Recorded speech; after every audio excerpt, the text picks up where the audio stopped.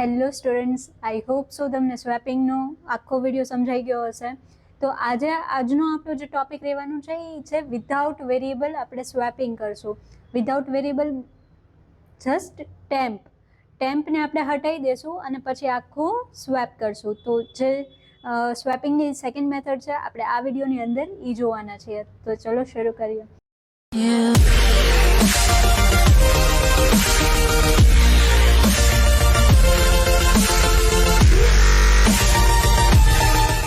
Okay, તો basically આપણે temp variable લીધો હતો, રાઈટ, સ્વેપ કરવા માટે થઈને. જો તમે એ વિડીયો ના જોયો હોય તો પહેલાં એ વિડીયો જોઈ લો અને દેન આફ્ટર આ વિડીયો જોજો, જેથી તમને આખું કમ્પ્લીટ યાદ રહી જાય. હવે let suppose we take two values, a is equals to 10, b is equals to 20.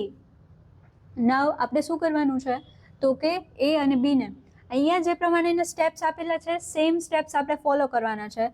તો પહેલાં આપણે શું કરીએ છીએ, a is equals two a plus b કરીએ છીએ.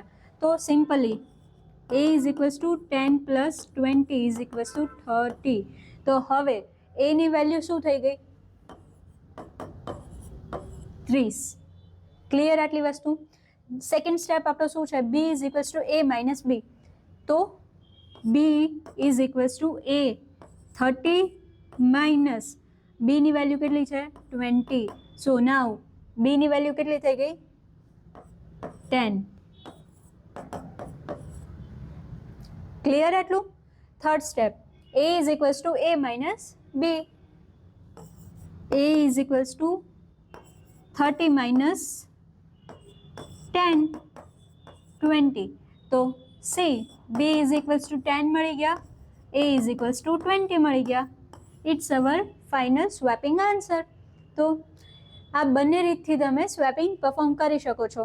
પ્રોગ્રામ એક્ઝિક્યુટ કરીને જોઈએ.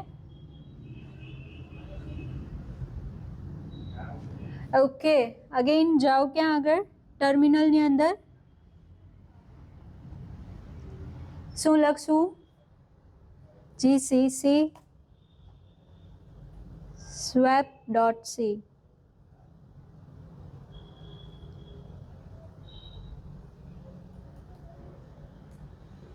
ઓકે, વેલ્યુ એન્ટર કરવાનું કઈ છે, 10, 30. C a is equals to 10, b is equals two 30 અને a ઇઝ ઇક્વલ્સ ટુ 30 અને b ઇઝ ઇક્વલ્સ ટુ 10. તો સિમ્પલી આખું સ્વેપ થઈ ગયું છે. તો બસ આટલું સિમ્પલ જ હતું સ્વેપિંગ. કોઈ પણ ડાઉટ હોય તો મને કમેન્ટમાં જરૂર કહેજો અને મને ફોલો કરવાનું ભૂલતા નહીં. તો ત્યાં સુધી keep learning, keep watching. Bye bye.